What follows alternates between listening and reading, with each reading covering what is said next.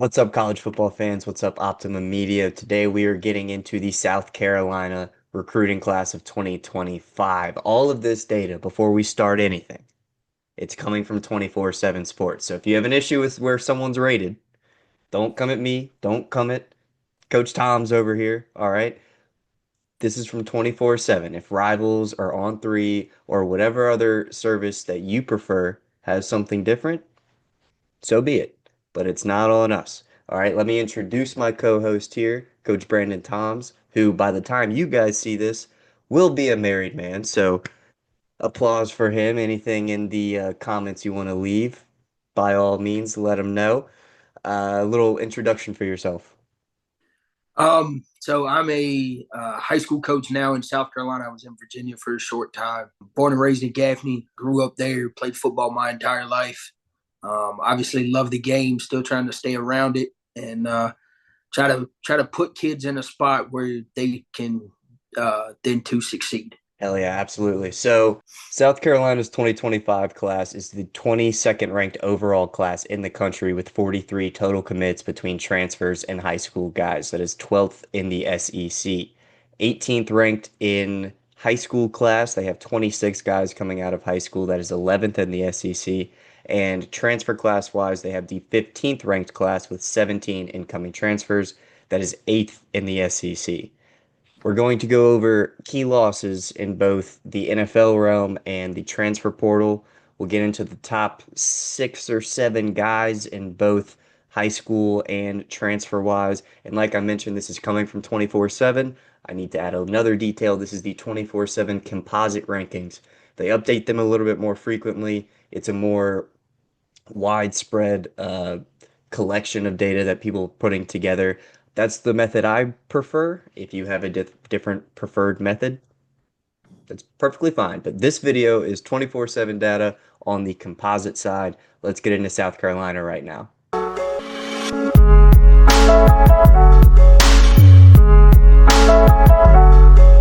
All right, here we are, Williams-Brice Stadium. Great atmosphere. You can speak to that more than I can. Let's get into the key losses in both the NFL realm and the transfer portal for South Carolina. Here we are. So, as everyone knows, if you are following obviously South Carolina football or just the NFL draft in general, Nick Emmanwori was a huge talking point throughout all of the mock draft processes and then into the draft. He slid to the second round to the Seahawks. Major, major loss for that defense. He was at one point rated as like a top 20 guy in the draft. So, big loss there. They've got some older guys to replace him, but we're going to have to see that proven on the field. D lineman TJ Sanders, also in the second round, goes to the Bills. Linebacker Demetrius Knight Jr., another second round pick, goes to the Bengals. We skip to the fourth round for defensive end Kyle Kennard to the Chargers, and for D lineman Tonka Hemingway. And that's the end of the drafted players. But outside of that, they had, I think, 7 guys sign undrafted free agent spots, starting with Rocket Sanders, one of the most explosive guys on their offense last year, going to the Chargers. Going down that list, cornerback O'Donnell Fortune, wide receiver Gage Larvadian, didn't say that right. Defensive tackle Alex Huntley, offensive guard Torricelli. Or Is that silly. right? Yeah, there it is. Simpkins to the Saints, Bam Martin Scott to the Panthers, Joshua Simon to the Falcons. I'll let Coach Toms take over for the transfer side. On the transfer portal side, obviously lost a linebacker in Bangley Kamara. We lost an offensive tackle in Cam Pringle, who I thought was going to possibly step in at guard and possibly help us up front. Obviously, with the loss of Torsilli Simpkins, as we just talked about, who was a 4-year starter. So thought he might have been the guy to step in. Obviously, he felt differently or for whatever reason decided to transfer up to Syracuse. Wendell Gregory, I was also kind of high on as a Carolina fan. Obviously, I'm a hair biased, but thought he might could have stepped in and replaced some of that Kyle Kennard production that we're going to lose. Obviously, they have some guys that that they feel high about. And obviously, I think Brian Thomas is one of those guys that can step in. I know he played a lot in a reserve role for Kennard. Jakai Moore, interior offensive lineman, transfers up to North Carolina. I'm going to skip down. Also going to North Carolina is tight end Connor Cox. And then the huge one was backup quarterback Robbie Ashford. He was the backup. He's seen some playing time, obviously, with the Lenoris injury in the second half of the LSU game at the beginning of the year. I don't think he transferred because of differences with the coaches or anything of that nature. I truly think this is just an opportunity to play, being that he does only have 1 year of eligibility left. And I know he was high on Coach Beamer and Coach Loggins down there at Carolina. So I think this is truly just an opportunity to play for him, would be the main reason for him leaving to go to Wake. And I will add, if you saw the last video on Optimum Media, you know that I am a Hokie. I'm a Hokie fan, of course. And as Brandon just mentioned, he's a diehard South Carolina guy. Obviously, week one, huge matchup, Aflac, or Chick-fil-A opening kickoff down in Atlanta, Georgia. So the bias is going to be there on both sides. I will do my best to not let any negatives seep through because obviously South Carolina, they're the real deal, and I just don't let me talk you guys down to make myself feel better going forward. All right, let's get into the high school commits. All right, so the first one, obviously composite rankings from 24/7, and actually had the pleasure to be on the staff at Rock Hill High School this past year. I have since then moved on, but I got to be around Malik Clark. So really, really good kid, great receiver. Obviously, the stats speak for itself. I know Coach Fury and Coach Beamer are super ready for him to be the guy to step in. I think he's capable of doing that as a freshman. I definitely see him possibly getting some playing time down there kind of early. With some of the departures and the receiver room that we had previously. Obviously, I think they signed 6 high school receivers and signed 0 out of the portal. So obviously, the coaching staff down there in Columbia is excited about the high school kids that they got. And I think Malik's one of those guys that's going to be able to step in early and make some plays for him. He legit is a 4.39 40 guy. Off the field is a great kid. And then the stats obviously speak for itself. He was verbal to Florida State at one point. I think that lasted all of about 3 weeks. And Coach Beamer come in, I know several times in like a month to see him. And Malik ended up decommitting from Florida State and obviously committing to Carolina. So huge get. In-state kid. Glad we didn't let another in-state kid walk, which has seemed to be some of the issue in previous staffs and previous recruiting classes. You're preaching to the choir, brother. The Hokies are dealing with that same epidemic going on up in Blacksburg right now. You said the stats don't lie. They do not. So obviously he's the 106th ranked player in the country, a 4-star receiver. He's the 14th ranked receiver in this class and the number 2 guy out of South Carolina. You mentioned the 4.39 40. It's legit. He's a state championship qualifying sprinter as well on the track and field side. His senior year, he had 68 receptions for 976 yards and 10 touchdowns. Junior year wasn't that much different, with 46 receptions and 800 yards to go along with 9 touchdowns there. You mentioned that the high school class has 6 incoming wide receivers. We looked at the depth chart earlier, and the prediction, I think, from us and should be from most guys and girls in the college football world would be that he's going to be an impact player, a guy that's going to see some burn pretty early into his college career. They've got 4 guys who are older and have more experience at the college level currently above him on the depth chart. I don't think it's going to be long at all for him to carve a role into this team. Even if for him, kick returner, punt returner, something of that nature, I think those are definitely qualities that he has. He actually returned kicks for me a little bit last year. Couldn't get him loose, was trying everything I could, but obviously the top end speed is there and the longevity of that top end speed is there. Definitely should be an impact player early, kind of waiting to see what he does, those first couple of weeks, especially like that South Carolina State game. Definitely think he probably gets a lot of playing time in that one.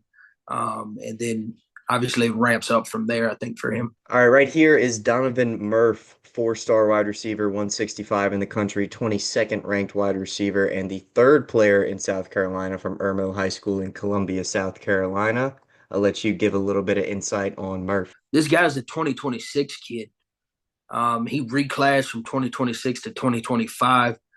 He is currently finishing, or I guess by the time you guys see this, will have finished his high school career and graduated a year early to join this incoming, like I talked about earlier, this incoming receiver core that Coach Fury and Coach Beamer have put together.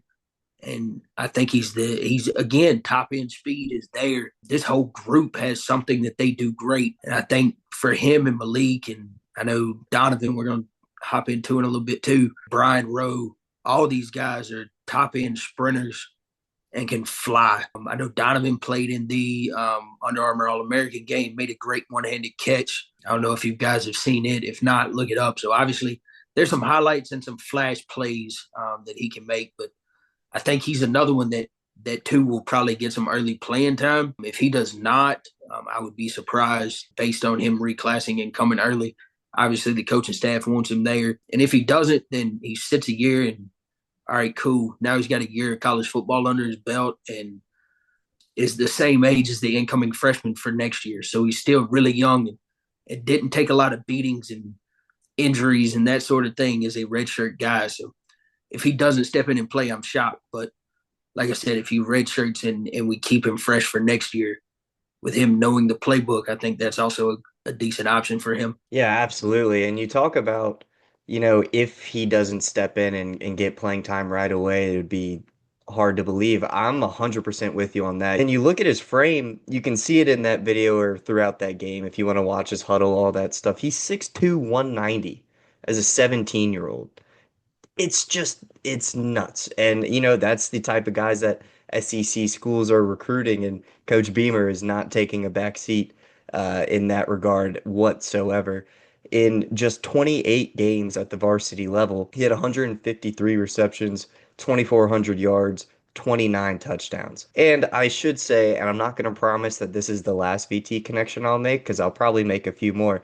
This was our QB commit, AJ Brand. This was his number one target for 2 seasons, right? He's a real deal receiver that I believe in AJ. From what I've seen, he's a lot more of a scrambling quarterback who he can throw the ball, but it's a lot easier to get passing stats that are really good when you've got a guy like Donovan Murph on the other end of it. So I'm completely with you. I think both Murph and Malik Clark are going to be two of these incoming freshmen that are going to make an impact right away. And like you mentioned, it doesn't have to be lining up at receiver. If these guys are the level of athlete that they've proven to be in high school and what we think can transfer to the college level, they're going to find a way to get on the field. And you hear NFL players talking about it all the time, guys that have had to grind up to get roster spots.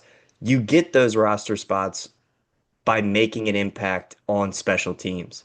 And college is a little bit different, especially nowadays with what recruiting and NIL looks like. This guy's expecting playing time pretty soon. I'm imagining being, one of the top guys in the country, but it is still almost a rite of passage that everybody has to go through. And he's a guy that you need to be circling every single week if he's on that active roster. All right, moving to the defensive side of the ball, the number 3 ranked player for the South Carolina class, number 214 overall, the 21st ranked edge, and the 7th ranked player out of North Carolina. We have 4-star Donovan Darden from Havelock High School in Havelock, North Carolina. He sprints, jumps, and throws in track and field. His junior year, he obviously was an edge rusher for the most part. But here's the thing, and I don't know if I've ever seen this before in my, 2 years of doing stuff like this. He was taking snaps at quarterback as well.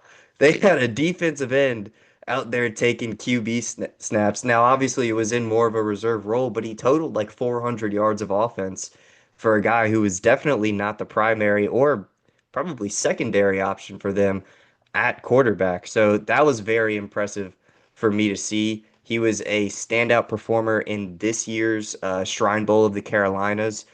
And as we mentioned earlier in the video with what they lost, both transfer portal and NFL wise.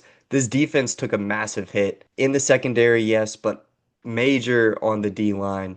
Having him come in, probably not a guy that's going to play right away, but the level of athleticism that he's already shown, I wouldn't be surprised if his redshirt freshman year, he's not out there making an impact. Now, a lot of the guys that are replacing what they lost are upperclassmen, which is kind of helping me believe that he'll get playing time sooner rather than later in terms of his entire college career, because a lot of these guys that are playing next year are going to be gone. Man, when you look at it, if he sits, and obviously the athletic ability is there and the talent is there, we know that, or at least the Carolina staff knows that, and we can see it by watching highlights and things of that nature. But let me tell you what I'm excited for. So, yeah, I think he redshirts, and that's fine, and I'm good with it.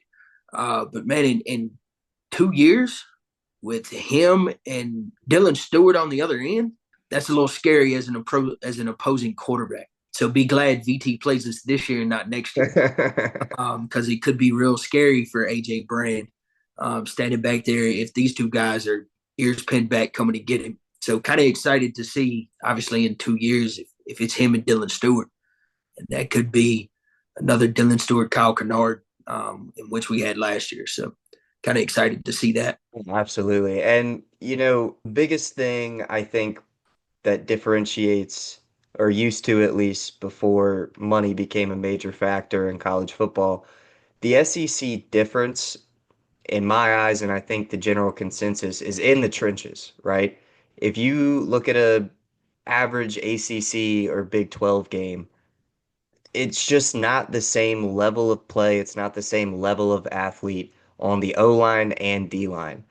And this guy is coming in at 6'4", 230. Now we know that edge rushers nowadays are smaller than they used to be for sure. But 6'4", 230 on an SEC strength program, I mean, I'm with you. I'm glad that we play this year because this guy and a lot of the guys that they've brought in that we're not going to mention just because we're going over the top handful of dudes, but the size difference in the SEC in the trenches is just a major factor, and this guy I think is going to benefit from that a whole lot. And staying in that same realm, we're just flipping to the other side. Damola here from Duluth High School in Duluth, Georgia, is 6'6", 330 as an 18-year-old. I mean, I'm imagining that a lot of that 330 is going to be transferred into more power-based muscle, and that only weighs more. So this dude is just going to get bigger. You can see it here. He's a four-star tackle, 256 in the country, the 26th ranked player in the offensive tackle realm, and the 39th player ranked in Georgia. Don't let the 39 throw you off, though. When it comes to high school recruiting, everybody knows about Florida, Texas, and California. Georgia is really not that much different from, say, in Ohio. That's another powerhouse for high school football recruits as well. The 39th ranked player in Georgia could easily be a top five ranked player in almost every other state in the country. Number one in some states. So, like I mentioned, his size is unreal. And the biggest grab in my eye from this commitment is that he flipped from Georgia Tech. Georgia Tech is going to be really good this year. They've got a good team, but it's I hate to say it as a Virginia Tech and by proxy ACC supporter, this guy is an SEC caliber player, and I think he made ultimately the right decision flipping from Georgia Tech to South Carolina. And that's evident in the levels of offers he had. Now, in the Power Four area of schools, he had 18 offers, and those include and are not limited to Georgia, Tennessee, Ole Miss, Ohio State, and then the first school that's not in those top two of the Power Four is Miami, who is always recruiting well. It might not show up on the field every year, but they recruit well every year. So I really think that this guy's a home run to get for the offensive line. We'll talk about it a little bit later. There's some shuffling going on with the O-line because of players that were lost in the transfer portal and players that were brought in the transfer portal. This guy's going to be able to sit for a year or two and really make an impact when he sees the field. I mean, let's just talk for a second about how big a get this is for Coach Beamer and his staff. So he Matt mentioned previous or other offers. Georgia is one of those, and he was committed to Georgia Tech. Okay, so just a little bit of geography. Duluth is actually right outside of Atlanta, kind of right outside the 285 corridor, in between Atlanta and Athens. So this is a huge get for Coach Beamer and his staff to go in and pluck that kid out of Atlanta and keep him from going to either one of those two in-state schools. That's obviously a huge get in the recruiting game. If you can go pluck a kid out of Georgia Tech or Georgia's backyard and convince him to come down to Columbia, South Carolina. Staying on the offensive side of the ball, we've got another receiver, the third out of the six that we mentioned, Brian Rowe from J.M. Robinson High School in Concord, North Carolina. Another four-star receiver, 336 ranked in the country, the 45th ranked receiver, and the 10th ranked guy out of North Carolina. Another dude who had a litany of P4 offers, 13 to be exact. He plays basketball, he competes in track and field. His stats are off the charts. In his 3 seasons, 31 touchdowns, 120 receptions, 2,300 yards. It's really a toss-up to see who's going to be the first freshman that gets serious playing time. And Brian Rowe is certainly in contention for that role. I see Brian Rowe slotting in more probably a slot guy, just from a height and weight perspective. So he's 6 foot 170 according to 24/7. Probably more of a slot guy. I think him and Mazio Bennett and obviously some other guys that are on the roster are gonna kind of fill this void. But I think he might be the number two slot right now, behind Mazio. And I think obviously if something happens to Mazio, and I hope and pray it doesn't, obviously as a fan, but if something happens to Mazio, I think this guy's more than capable of stepping in. I do know that he walked into South Carolina when he enrolled and got there, hadn't put pads on or anything. And he broke the school record for vertical jump at South Carolina before he ever made a practice or anything.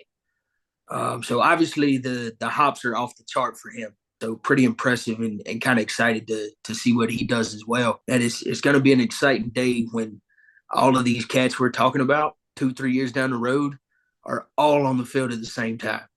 Like that's scary, and I don't care. I don't care who's throwing them the ball.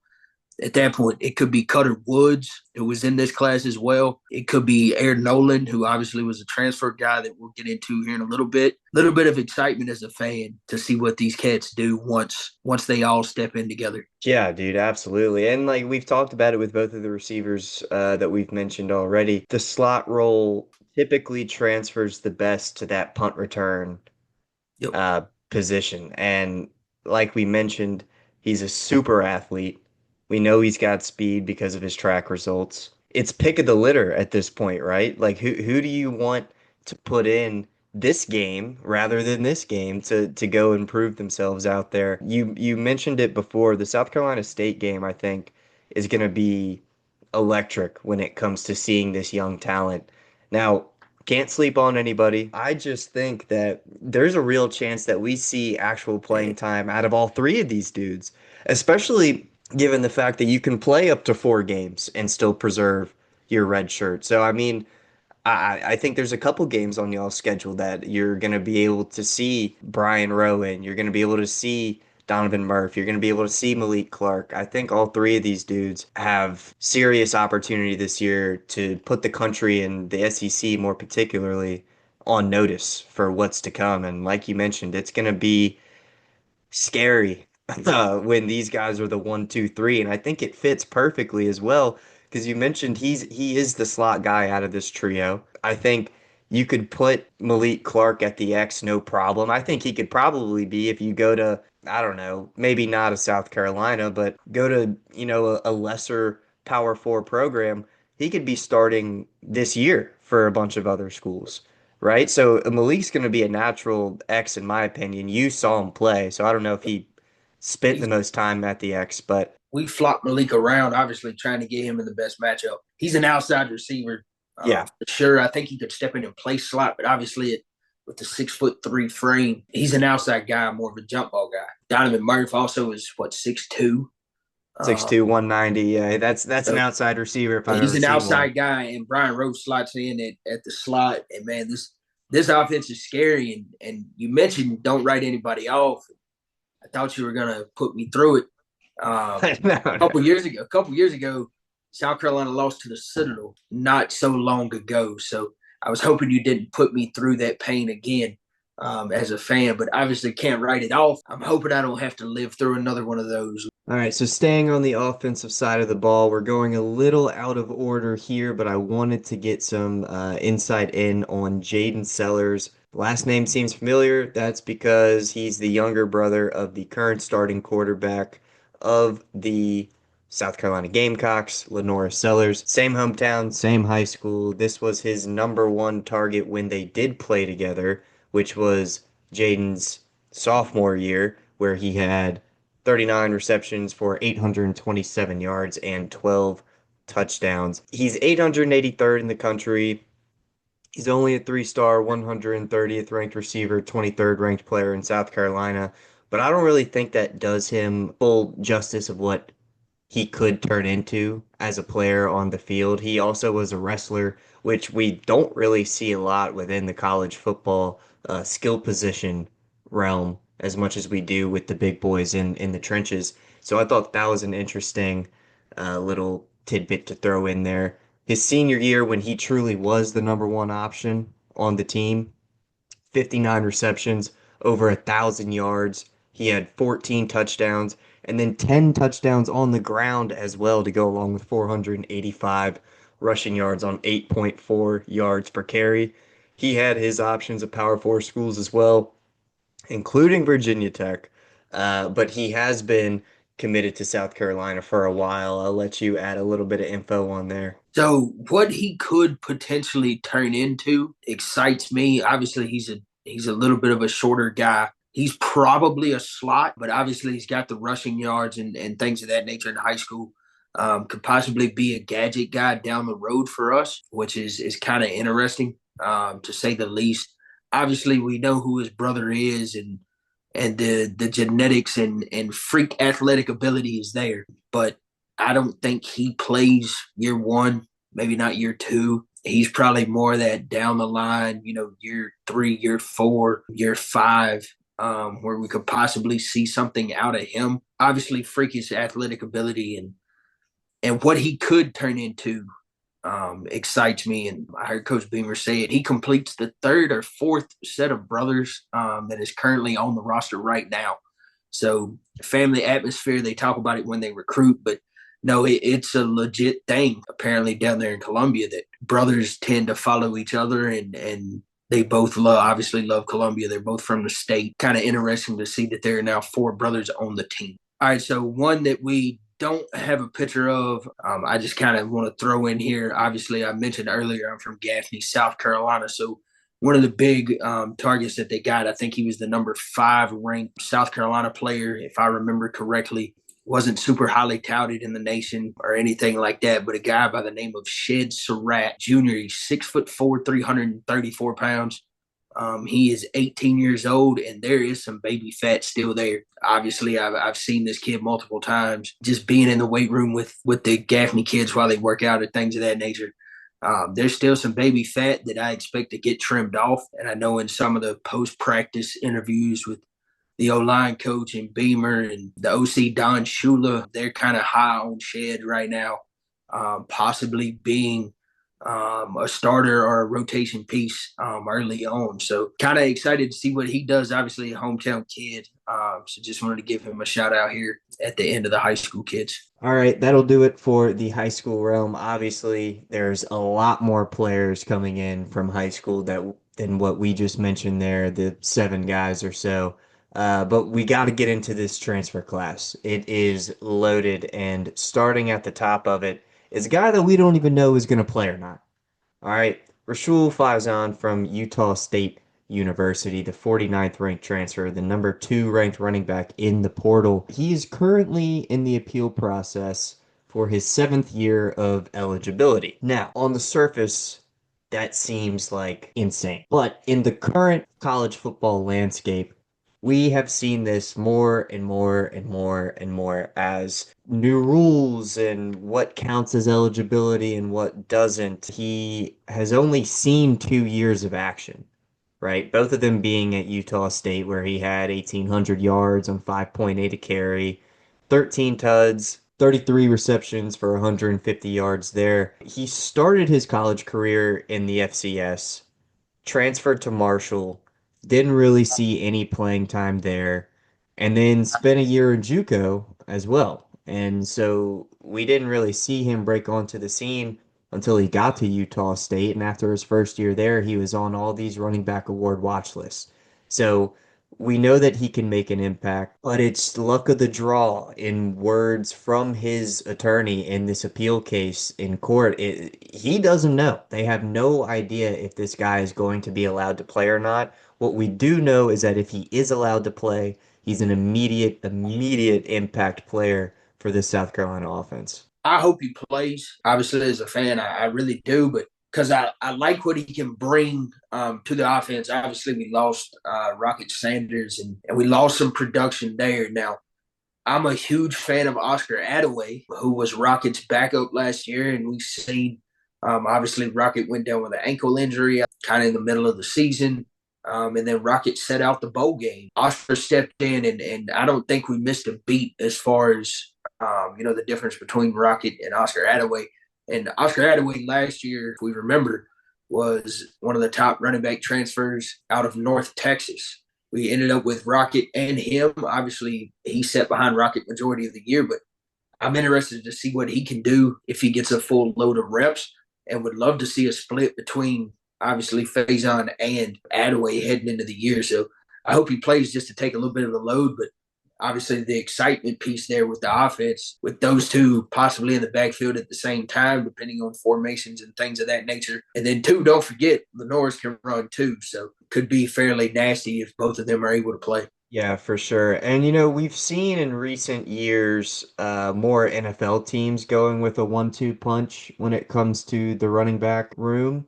And everyone's seen, the picture from the University of Texas with, the loaded running back room that they had. But it was all separated by years, right? There was the youngest guy in there, Jayden Blue, all the way up to Bijan Robinson.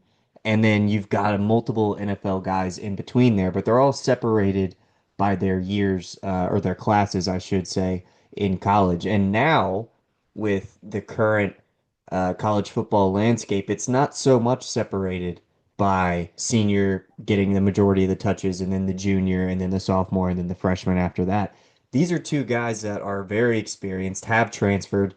Like I mentioned, I mean, Rashul's looking for his seventh year. Oscar transferred last year. These are guys that are transferring to get playing time right now. They're not in there from high school waiting for their opportunity. They transferred for their opportunity, right? So I'd be curious to see, and I'm not saying that it is going to happen, but I'm very curious to see if this South Carolina team can be one of the first teams that really commits to a 1-2 punch, constant rotation between the two top running backs. A lot of schools, have, especially at the South Carolina level, they all have great talent in the running back room. You just see a lot of guys. This is an NFL guy. He's going to get the majority of the touches.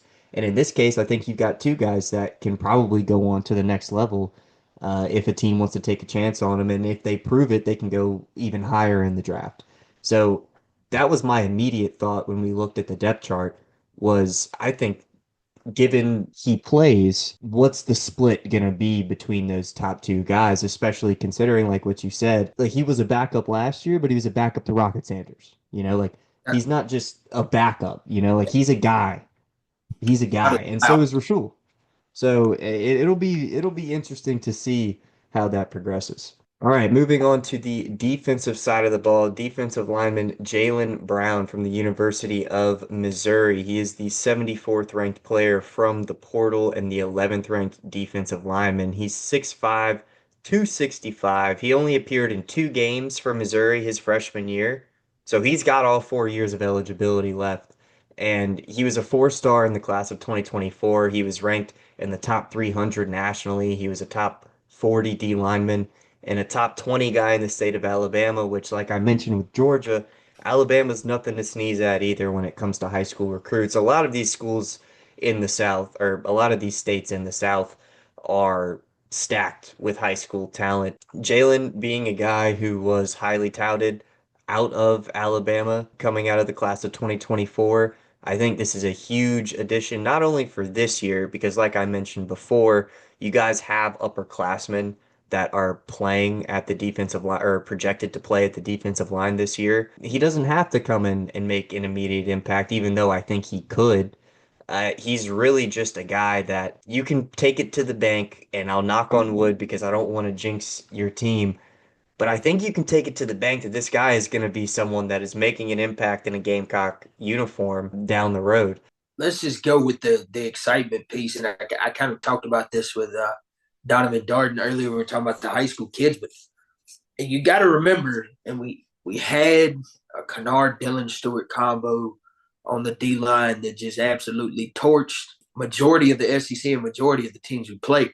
I mean, you look at that LSU offensive line, and they were supposed to be one of the best in the country. And A top three pick. Between Dylan Stewart and Kyle Kennard, we got after Nussmeier all day long if you go back and watch the tape. Obviously, with Kennard leaving, Brian Thomas Jr. Was Kennard's backup. I think he probably is the immediate starter.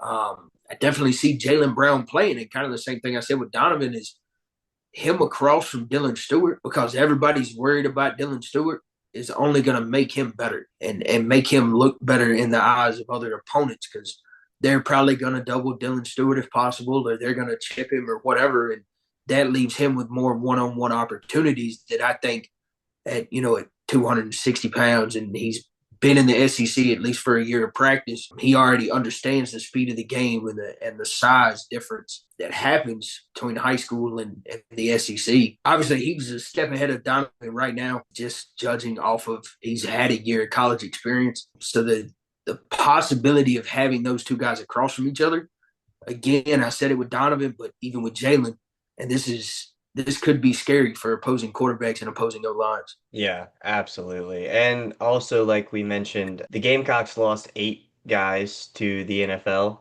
this past year. So while there are upperclassmen there ready to take that spot, you can see that there was an emphasis in not only the high school realm, but in the transfer portal as well. And that carries over to a guy out of North Carolina State. I'll let you say his name because I mess it up every single time I say Uh, it.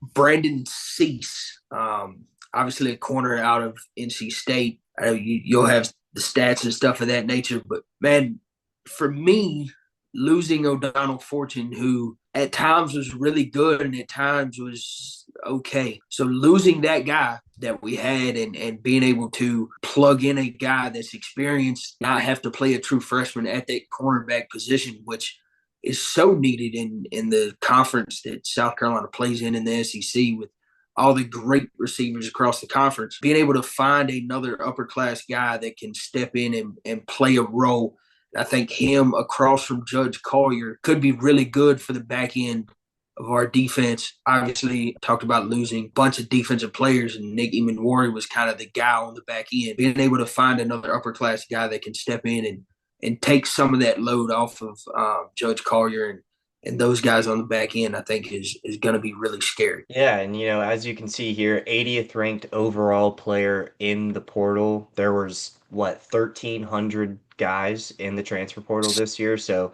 to be even, top 200 player, much less top 100, top 80, very impressive. The ninth ranked cornerback in the country in that regard.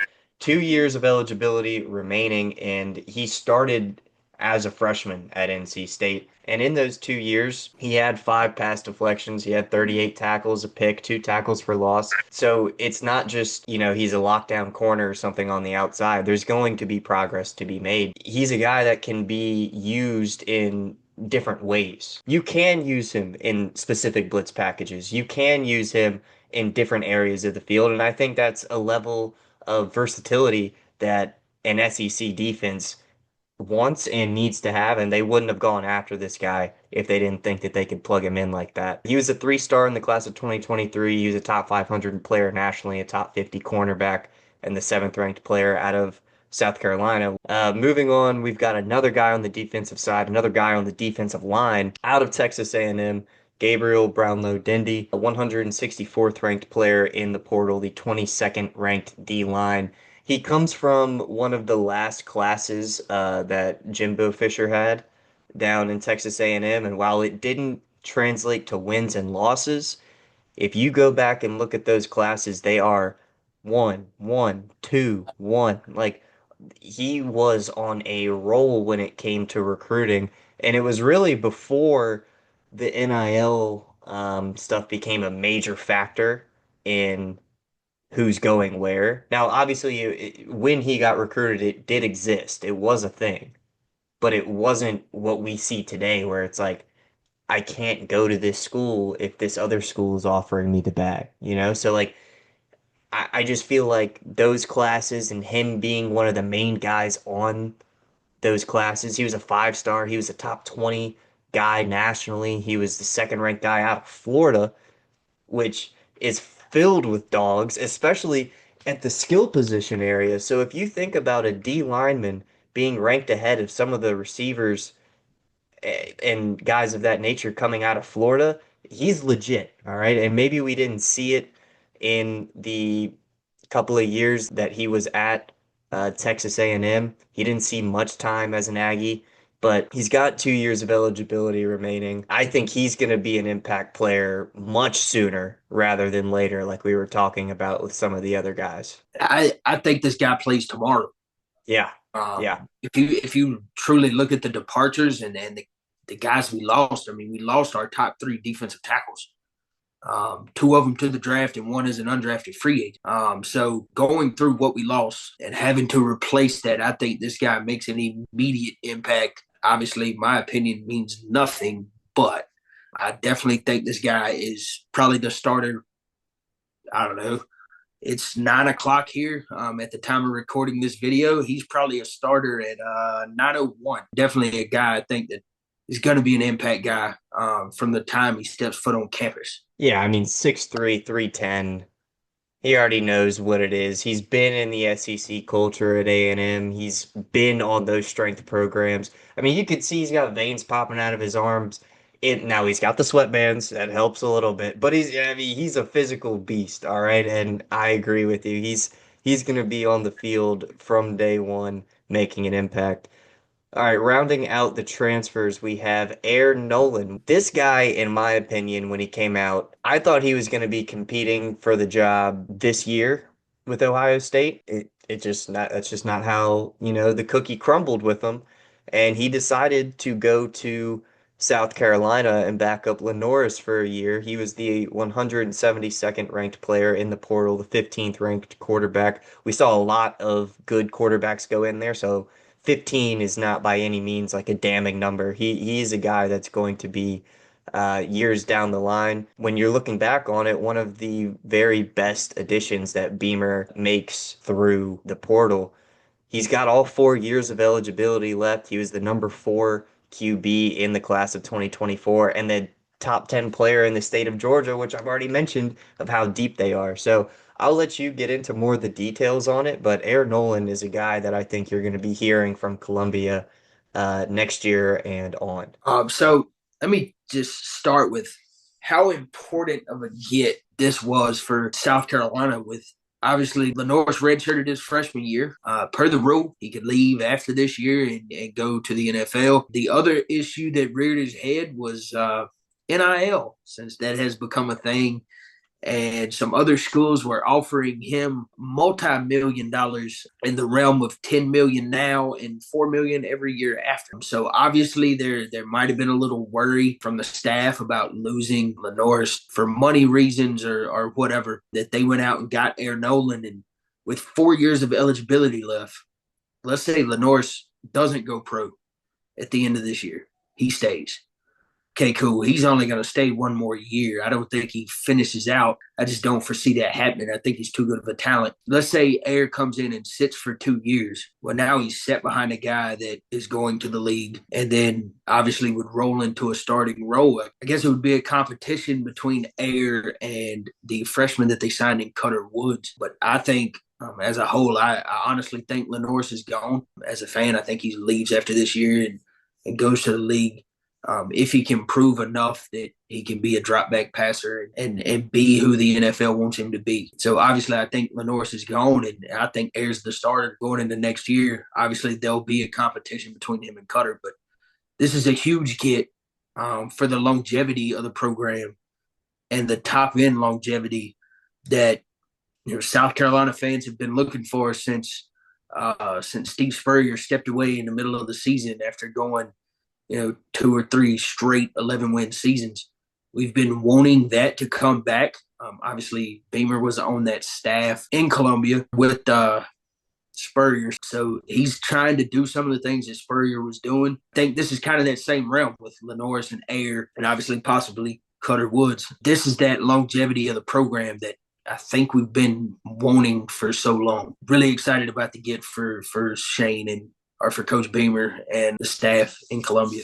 Yeah, I mean, I do think that the even the Cutter edition is following the blueprint as well, because when you think about Air takes over next year, given that Sellers goes in the draft, he's got 3 years to play, and what, maybe he plays two of those.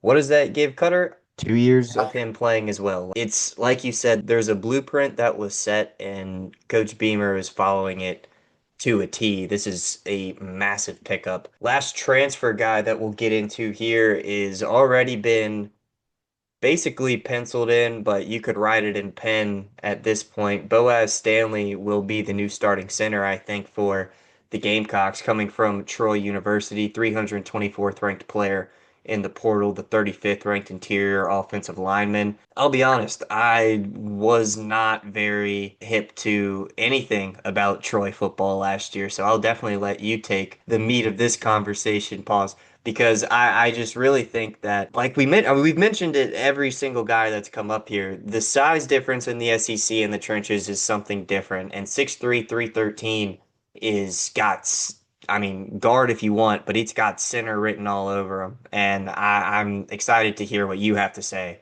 about Boaz. Obviously, we lost Corselli Simpkins and the left guard as well. So I think Boaz slots into one of those spots. Another guy that they've been kind of high on. Obviously, I mentioned Shedrick Sarrat, the O lineman, high school kid, but then also there just so happened to be a top recruit a couple years ago. A guy by the name of Tree Babalati. It was out of Florida, if I'm not mistaken. He actually started at left tackle his freshman year. It was due to injury, Spencer Rattler's final year in Columbia. And he didn't do too hot at tackle, adjusting to the game and to the speed. But I think if you slide him interior to guard, he'll be fine. Let's pencil him in for now till we know for sure. But we'll pencil him in at center, and I'm kind of excited to see his highlights from Troy. He's got a little grit about him and just a little I don't care that I think every offensive line room needs. Excited to see what he does, and if he is the guy, how good that O line could be if Babalati slides into left guard, which all signs seem to be pointing that way based at the end of spring ball. All right, last player that we're getting into before we get into our schedule prediction, Zavion Hardy, JUCO pickup from East Mississippi Community College. These guys, I mean, everyone's heard of Last Chance U. They produce dogs, right? They find them, they coach them up, whether it's grades, whether it's, just not the right fit at the time of them coming out of high school, whatever it is. Check out a guy from East Mississippi as well, Kamari Copeland. He started his career at Army, I had a class with him at Tech, and he told me, Army, it's a different college football experience. It didn't work out for him, so he went to East Mississippi for a year, came to Tech, and immediately broke multiple weightlifting records in the football program. So East Mississippi Community College, they produce dogs. They find them, they develop them, and then they send them back off to D1. This guy was actually committed to South Carolina out of high school in the class of 2023. He decommitted and elected to go play 2 years of JUCO ball, and it obviously has worked out. He was committed to Mississippi State, but flipped on signing day in December. Now, the new rule is that JUCO years do not count, so it's a clean slate, right? He's got 4 years to make an impact in Columbia. Another guy, I think, obviously, I talked about it with Brownlow-Dindy and making an impact right now because of what we lost on the defensive front and more particular on the interior side of the defensive front. Obviously, I think this guy makes a significant impact. So if Dindy, starts at 9:01, this guy probably starts at 9 o'clock and a half. Like him and Brownlow-Dindy could be obviously with Dylan Stewart and Brian Thomas Jr. and Jaylen Brown out of Missouri, just guys that I think just retooled the entire defensive line. Obviously with the three transfer guys, Donovan, the high school guy that we signed, the guys that are currently there. The D line could be just as good as it was last year, and I truly hope it is as a fan. So another guy I think makes an immediate impact. Yeah, and when you look at his measurables here, 6'5", 285, I think when you look at Dindy, he's more of like the D tackle role. And this is a guy that you just put right on his shoulder, get a little bit more outside. He's gonna be disgusting. What comes to mind, and I promise this is the last Virginia Tech reference I'll make before we get to the schedule. The all ACC duo we had last year, two guys that got drafted, and Aeneas Peebles, who was playing more of the true D tackle role, and then APR transfer out of Florida, playing more of he wasn't an edge, but he was on Peebles' shoulder, right? And that duo right there just produced problems for the interior offensive line. And when you look at Zavion Hardy mixed up with Brownlow-Dindy, and then even Jaylen Brown as well, even though he's a little bit younger. I mean, the duos, the trios, whatever you want in this D line, you can set an offensive lineup for hell I for mean, 60 minutes, and it's going to be scary to watch. I hate that we're the first team in the experiment on that end of things. keep in mind, Zavion Hardy has 4 years of eligibility because JUCO rules Yeah, don't count, or yeah. JUCO years don't count. Sorry, and Jaylen Brown also has 4 years of eligibility. Dylan Stewart has to stay for at least 2 more years before he can go to the league because he did not redshirt. Now, if he decides to sit out a year and then go pro, whatever the heck this crap is that we're doing now, um, if he decides to do that, fine, but he should have 2 more years. Brownlow-Dindy has 2 more years. This could be something serious. Yeah, I mean, Shane's Shane's doing what his old man did. I just hate that he's doing it down there. All right, let's get into the schedule prediction. Let's wrap this thing up. So, as I've mentioned ad nauseum, Virginia Tech is the first team on what seems to be Murderer's Row for South Carolina this year. I've already encouraged you guys to go watch it, but shameless plug, I'll do it again. The Virginia Tech recruiting video is on this page, and I did a schedule prediction at the end of that as well. And I got to stay true to my word. I predicted a loss there. I can't switch it up just because we're talking about South Carolina today and show my bias. So I'll let you take over most of this because you've got the more in-depth, just watching it more frequently than I have. But I will say the opening line for the August 31st game in Atlanta is set at 9.5 for the Gamecocks. And I think both of us in, conversations we've had previous to this, we kind of agree that that's about where the difference of the teams would be. The only thing I'll say on behalf of Virginia Tech here, because I am predicting a South Carolina win, is we have no idea what really anybody except for Kyron, but even then Kyron played hurt for 10 of the 12 games, or he only played 10 games, so 8 of those 10 games he played last year, he was hurt. We only had two of our four receivers that were supposed to be making an impact. Aiden Green came out and proved himself. So we went from a team that had 22 returning starters to a team that has two, So it's who knows. I think 9.5 is a good line to start with, but I wouldn't be surprised if this game came down to something happening in the fourth quarter. But as a Virginia Tech fan, I also wouldn't be surprised if it was over by the third quarter. So, I don't know. I think South Carolina gets a dub. Hopefully it's closer than the spread is saying, but I think 9.5 is probably about where it should be. Yeah, I will agree on the spread end. I'm a little scared to see obviously the predictions on the screen, but man, I do think we beat Virginia Tech. Obviously, I hope and pray that we can beat South Carolina State. If we do not, I know I touched on the Citadel thing earlier, but I don't want to live that again. And then Vandy obviously has Diego Pavia coming back, so they got a couple pieces up there, but I don't think it's enough to beat us, especially at home. I think it's really hard to go into Willie B and try to win a road game, especially a road game that's going to start. They release the time. That game will start at either 7 or 7:45. So that place will be rocking. So I don't think there's Yeah. any chance Vandy plays with us there. Obviously, then we have a trip to the other Columbia in Missouri, and I think that's a win as well. And then Kentucky, who we beat last year, then has to come to Williams-Brice. Obviously, I'm going to take a win there. Now, here's what I'm super excited for, and maybe some others are as well. So October 4th is a bye week. This is before a 4 game stretch that includes 3 really good ball teams, LSU being one of those. If this game was at Williams-Brice, that would not have an L. That would probably have a win, at least from my perspective. Obviously, there's a little bit of pent up aggression when it comes to the LSU game this past year, and definitely thought we should have won it. But it is what it is. It was a loss in the record book. I'm not going to cry about it now. But I think definitely playing in Baton Rouge, I think this is a loss, but I think it's a close loss. Like I'm talking, this could be a 3 point game, last team with the ball wins kind of thing. And I think Carolina drops that one. Well, then we get 2 straight at home, one being to Oklahoma, who was absolute trash last year, and I think is going to continue to be bad. I also think Brent Venables gets fired at the end of this year. I think his time in Oklahoma is over. So I think South Carolina gets the win there.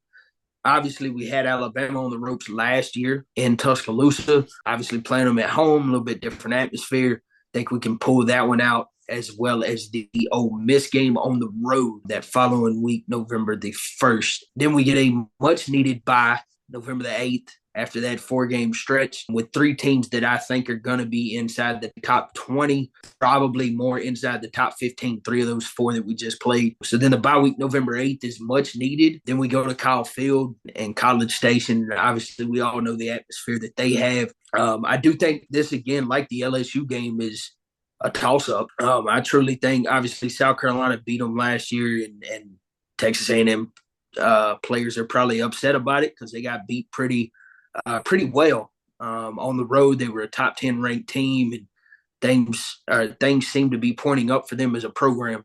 But I'll give Carolina the loss because I do think we're a 10-2 team. It is hard to pinpoint where those losses are going to be.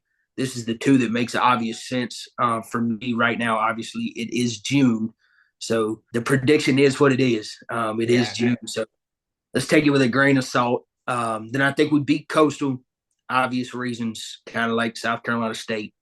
If we lose this one, I'm going to be in trouble. And then obviously, as a fan, a little bit of bias. I think we beat Clemson. We beat them last year on the road. I definitely think we could beat them at home. This was a collaborative effort that Coach Thoms definitely took the lead on with the predictions. I'm with you when it comes to who knows where the two losses come from, and it might not even be two losses. It could very well be a one-loss season for you guys. The Bama and Ole Miss games, I think, just going off of maybe last year, you would think that's where those two losses get sprinkled in.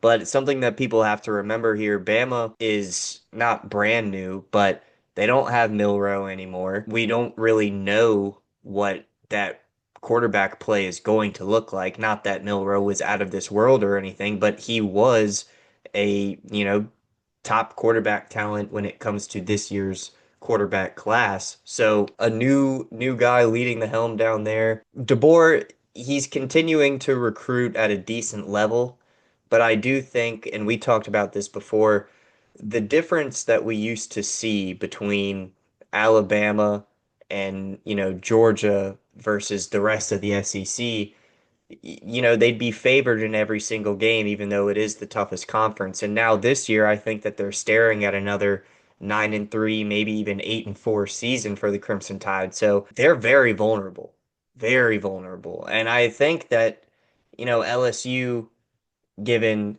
the result from last year, could light a fire underneath the Gamecocks' asses as well. So like that could easily be a dub.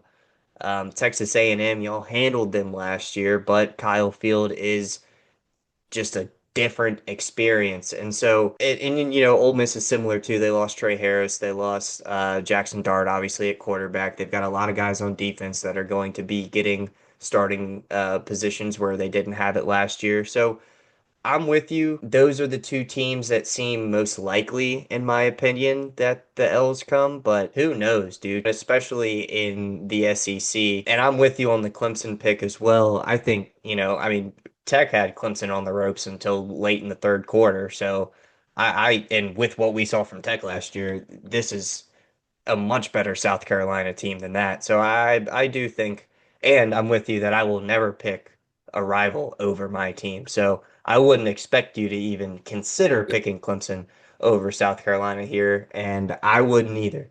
So that will wrap up the very in-depth dive into the 2025 recruiting class for South Carolina. We've got a ways to go, but what else can we do in the offseason but talk about what these teams could be? Thank you very much for joining. If you have any final thoughts, go ahead and let them out. But before you do that, again, congratulations on your wedding coming up. Very exciting stuff there.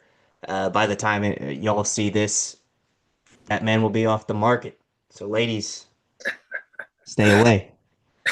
Yeah, I think just finishing touches. I could see an 11-win team. I could see a 10-win team. We could drop when we're not supposed to drop, be a 9-win team. But I think, 30,000 foot view, 10 or 11 wins is probably what I'm thinking right now. And that's got to become the standard, like we talked about with Air and getting those quarterbacks in and the longevity of the program. 9, 10, 11 wins has got to be the standard for South Carolina football in the SEC. I think over time, this can happen. Obviously, Coach Beamer's doing a great job, and hope he continues to stay. I really don't hope we try to get rid of him after a bad year, because there hasn't been this much excitement and joy around the program in a long time. So hopefully the AD and stuff is seeing that, and obviously they get the result on the field as well. All right, well, that'll do it here. Thank you again for watching. Make sure to like, comment, subscribe to Optimum Media. We appreciate all the support we can get. Until next time, we'll see you.